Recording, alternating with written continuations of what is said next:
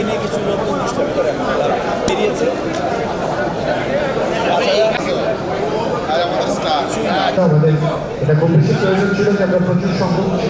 আজকে তো শুনলাম 60 ইয়ার্সের একটা কিক অফ, তো সেজন্য সম্পর্কের ভাই তারপরে আসবে